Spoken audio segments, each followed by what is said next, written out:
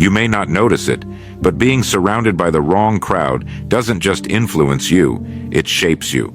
The mind quietly copies whatever it sits around, and before you realize it, your dreams shrink, your courage fades, and average starts to feel normal.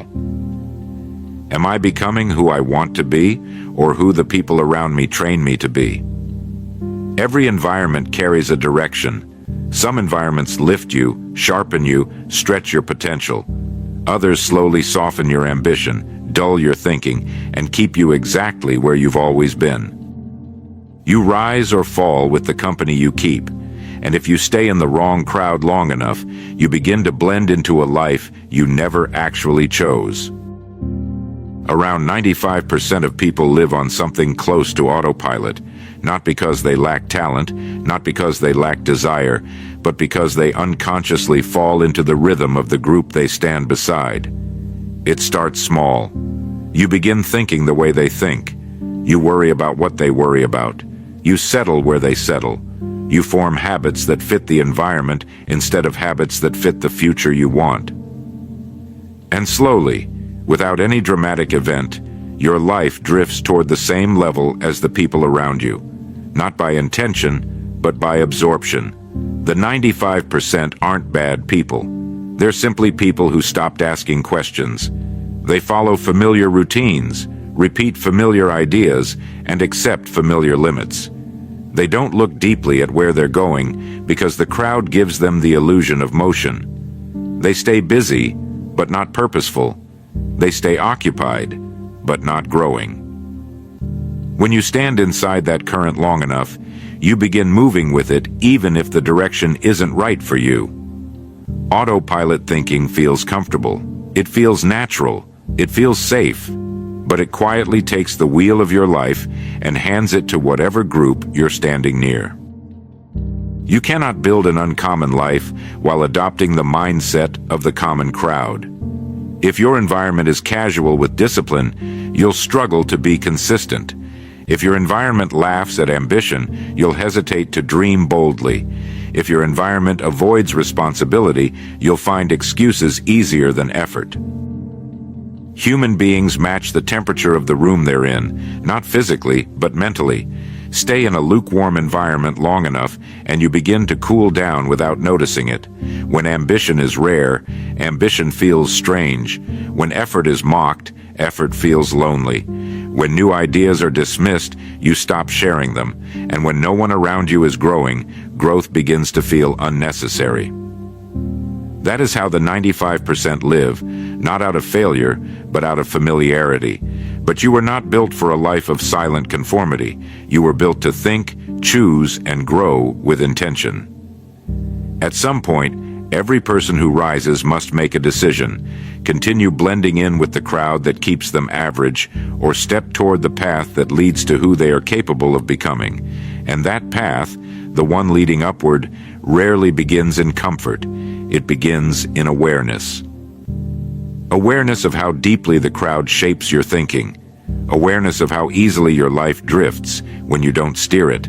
Awareness of how much more is possible when you stop matching the environment and start choosing one. Because the moment you see the influence clearly, you realize something important.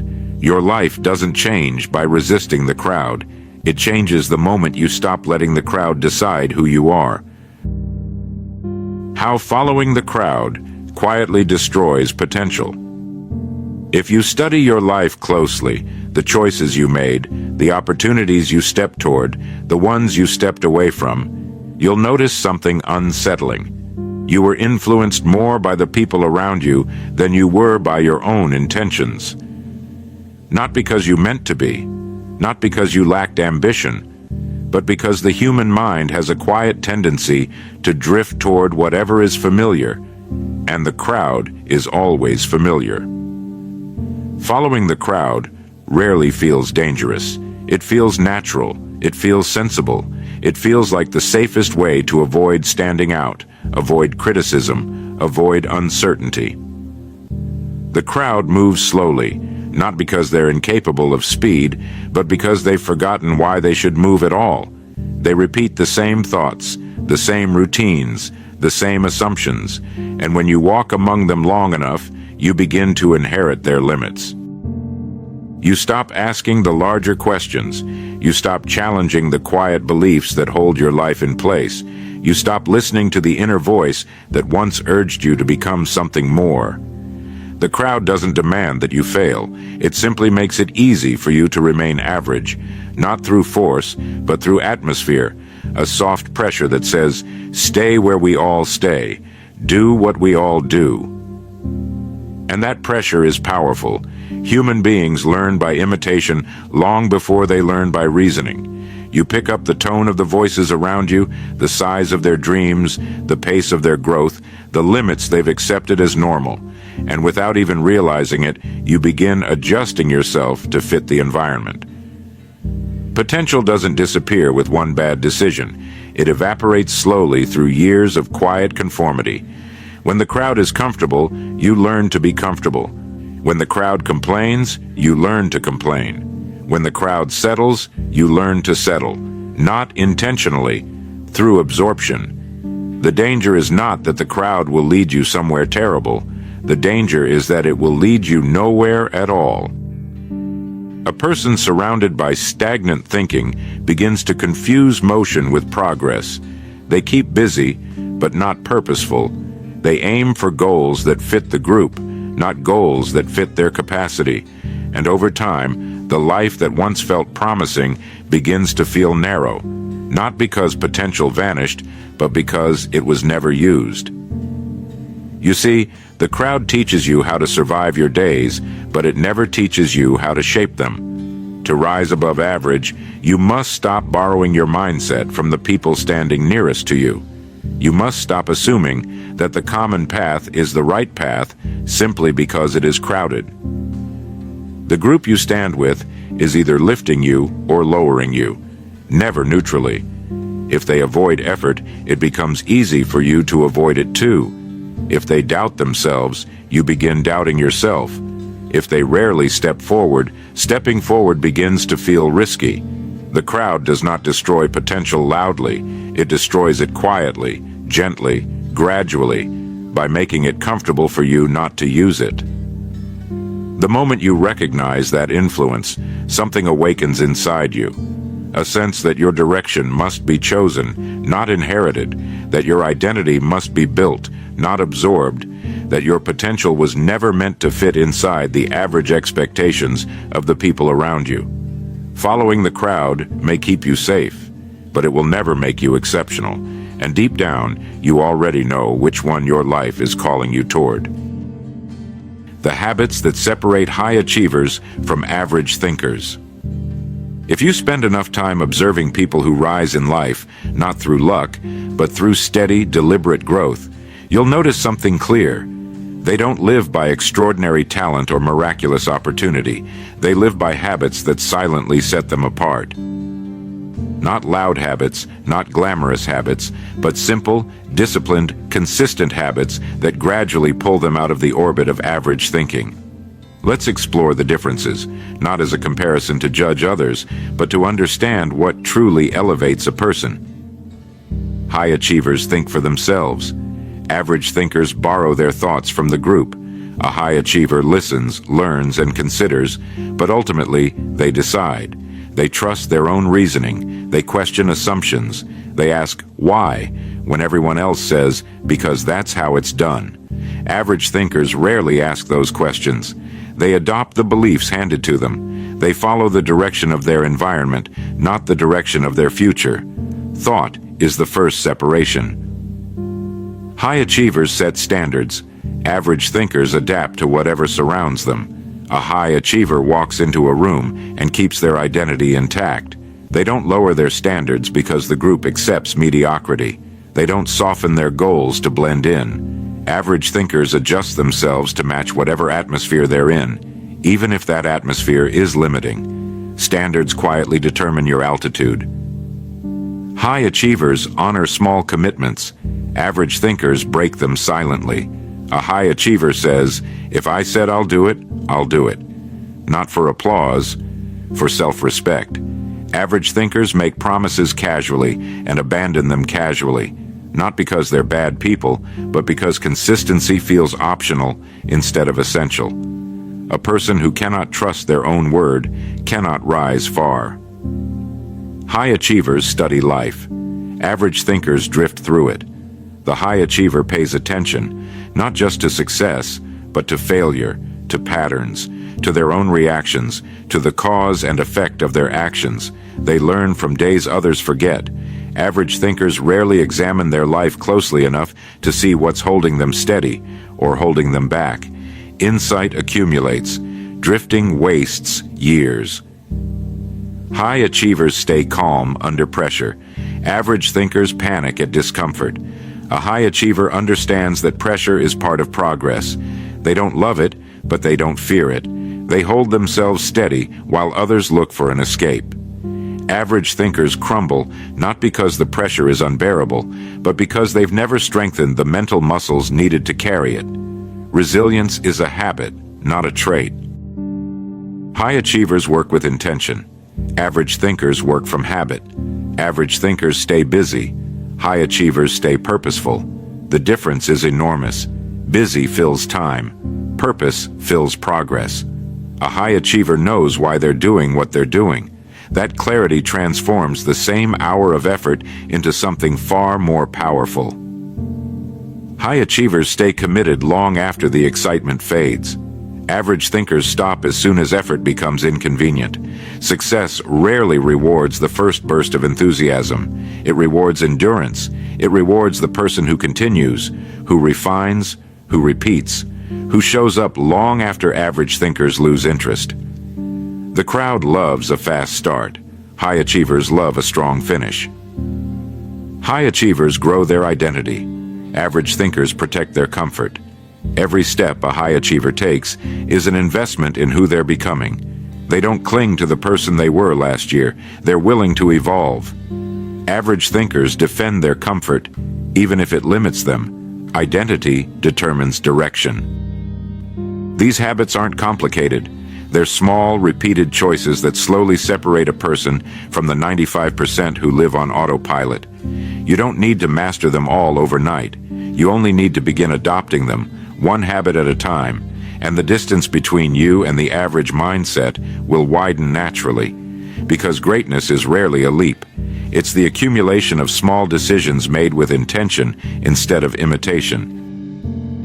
Why success begins the moment you choose your own direction. There is a moment, subtle but life-changing, when a person stops drifting with the crowd and starts steering their own life. Not loudly, not dramatically, but with a quiet decision that says, I will no longer move where the group moves. I will move where my future calls. That moment marks the true beginning of success, because success is not a destination, it is a direction. And until you choose that direction for yourself, your life is simply reacting, not creating. People often spend years feeling stuck without realizing why. They blame timing, circumstances, luck, or lack of opportunity. But the deeper reason is much simpler. They haven't chosen a direction of their own. They've inherited one. They inherited the pace of the people around them. They inherited the ambitions of their environment. They inherited the expectations of family, friends, co-workers, routines, until their life became a reflection of everyone else's decisions. The crowd makes it easy to drift. It gives you motion without meaning, activity without intention, certainty without clarity. But here's the honest truth. You cannot reach a personal destination by walking a collective path. The 95% follow whatever direction is easiest, not because they lack the desire to grow, but because choosing your own direction requires something uncomfortable. You have to think. You have to decide. You have to take responsibility for your future instead of waiting for someone to hand you one. The moment you choose your own direction, several things shift at once. Your energy stops scattering. When you follow the crowd, your energy goes toward whatever is popular, urgent, or expected. You feel pulled in a dozen directions because none of them belong to you. But when you choose a direction deliberately, your energy pulls inward. You stop chasing distractions. Your focus sharpens. Your thoughts gain structure. You begin moving with intention instead of momentum. Your standards rise naturally. Direction creates identity. When you know where you're going, you also know what belongs in your life and what doesn't. You begin making choices that match your path, not your comfort. You no longer tolerate habits that dull your edge or relationships that flatten your ambition. You rise to meet your direction. You grow toward it. Doubt loses its authority. When you drift, everything feels uncertain. You hesitate because you don't know what you're trying to protect. But when you choose a direction, truly choose it, your decisions become clearer. Your actions become simpler. You no longer ask, "Is this the right move?" You ask, "Does this move support where I'm headed?" Doubt weakens when purpose strengthens. Opportunity becomes visible. Opportunity is never missing, but it's invisible to someone without direction. Once you choose where you're going, the mind begins noticing things it ignored before. Ideas, people, skills, resources, small chances that quietly align with your path. The direction acts like a filter. It brings the meaningful into focus. You separate yourself from the 95%. Choosing your own direction is rare. It requires clarity in a world that prefers convenience, courage in a world that prefers conformity, and intention in a world that prefers habit. The moment you choose your path, you stop living by default. You stop drifting. You stop waiting. And without making a scene, you rise above the autopilot of the crowd. Success doesn't begin when you achieve something. It begins the moment you stop walking with the crowd and start walking toward yourself, toward the person you are capable of becoming. In that moment, your life stops being an echo and starts becoming a creation. How to build a mindset that stands out, not blends in. If you study the people who rise above the crowd, you'll notice something fascinating. It's not their talent that sets them apart. It's not their intelligence. It's not their background or resources. It's the way they think. Their mindset doesn't blend with the environment. It stands apart from it. Not in arrogance, not in rebellion, but in quiet independence. They do not think inside the crowd. They think beside it. And if you want to join the small percentage who climb instead of coast, you must begin shaping a mindset that is not shaped by the noise around you. Let's break down the qualities that create a mind capable of rising above the 95%. Number 1, a mind that questions instead of absorbs. The average environment encourages passive thinking. Ideas get passed around like hand-me-down clothes, worn, familiar, predictable. But a person who stands out doesn't accept ideas simply because they're common. They ask, "Is this useful for me? Does this belief strengthen me or limit me? Is this direction mine, or did I inherit it?" The crowd accepts. The achiever examines. That single difference rewrites a life. Number 2, a mind that seeks growth over belonging. Belonging is comfortable. It makes you feel included, protected, understood. But belonging to the wrong group can be one of the most damaging forms of comfort. A mind that stands out prioritizes growth, even if it means standing alone for a season. It understands that accepting temporary discomfort is better than accepting permanent limitation. This doesn't mean isolation. It means choosing environments that challenge you instead of environments that pacify you. Number 3, a mind that sets its own standards. A person who blends in looks sideways before acting. Is this normal? Is everyone else doing this? A person who rises looks inward. Does this match my goals? Does this honor the person I'm becoming? Their standards do not come from the group. They come from their vision. And because of that, their standards naturally elevate their behavior, their discipline, and their direction. Number 4, a mind that embraces responsibility.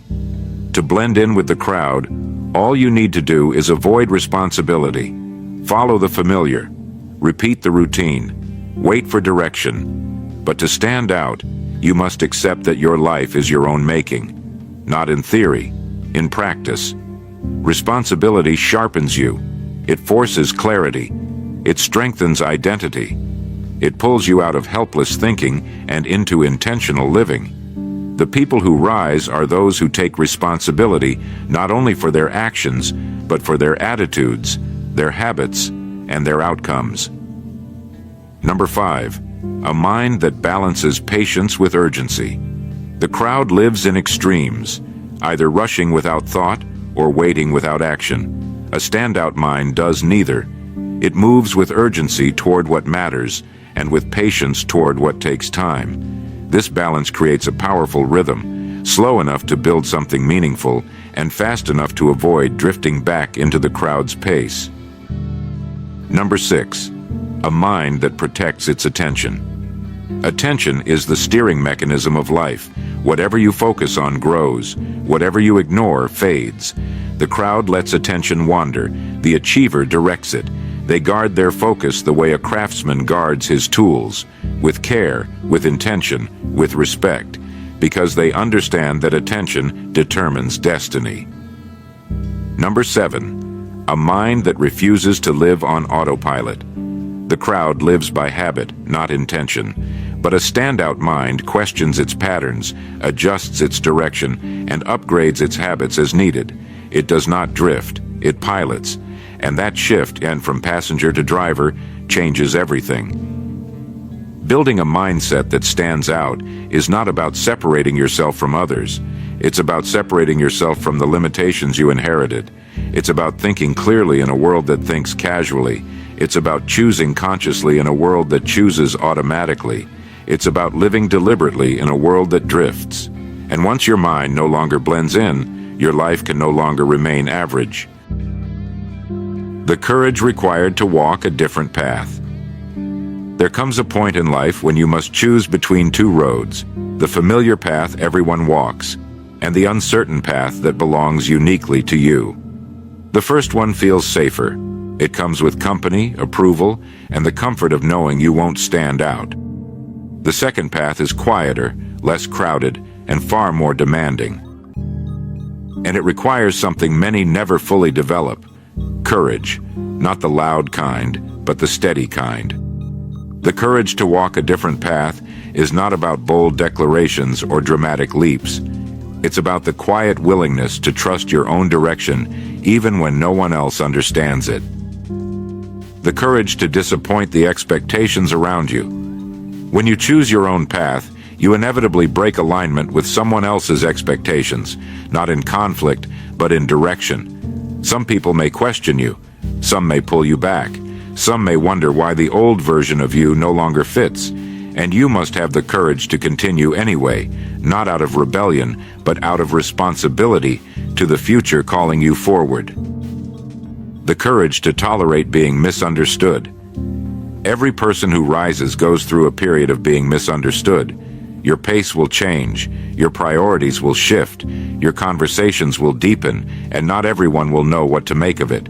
The average crowd seeks sameness. When you choose difference, they see confusion. You must learn to let people misunderstand you without letting it weaken your direction. The courage to walk without applause. The early part of any meaningful journey is quiet, painfully quiet at times. There are no rewards yet, no recognition, no proof you were right to walk this way. This is where the average turn back. Their courage depends on validation. Their consistency depends on eyes watching. But the person who walks a different path learns to continue without applause, without affirmation, without the comfort of being seen. That's real courage, the kind that builds a foundation for everything that comes later. The courage to face yourself honestly. Walking your own path exposes you. It brings your weaknesses to the surface. It forces you to confront habits you once hid behind the noise of the crowd. And while this honesty can feel uncomfortable, it is the birthplace of growth. The person who rises is not the one who hides from themselves, but the one who is willing to see themselves clearly and improve deliberately. The courage to keep going when results are invisible. Every upward journey has a season where progress is happening beneath the surface. You're working, learning, changing. But the outer world hasn't caught up yet. This is where you need the courage to continue, to endure the quiet phase, to keep walking even when the path hasn't rewarded you yet. Average thinking quits here. Achievers strengthen here. The courage to protect your vision from the crowd's comfort. Comfort is magnetic. It pulls you back toward the familiar, the predictable, the easy. Walking a different path means resisting that pull, not once, but every day. It means choosing growth over ease, purpose over convenience, long-term direction over short-term relief. This is not a single act of bravery. It is a daily practice of courage. The courage to accept that your life is yours alone. No one can walk your journey for you. No one can think your thoughts, take your steps, or carry your responsibility. The moment you accept that your life is entirely your own, your mind, your habits, your growth, your direction, you step into a kind of courage that cannot be borrowed and cannot be broken. You become someone who moves forward not because the crowd approves, but because your inner compass points you there. So, the crowd was never the real barrier. It was the part of you that kept trying to fit inside a life meant for someone else. The moment you step away from that pull, you begin to feel something you haven't felt in a long time. Your own direction, your own voice, your own strength returning. Greatness doesn't require perfection, it requires separation, the quiet decision to leave the familiar path and follow the one that belongs to you. Walk away from the noise, walk away from the comfort, walk away from the expectations that kept you average. Your life expands the moment you do, because once you stop blending in, you finally give yourself permission to rise.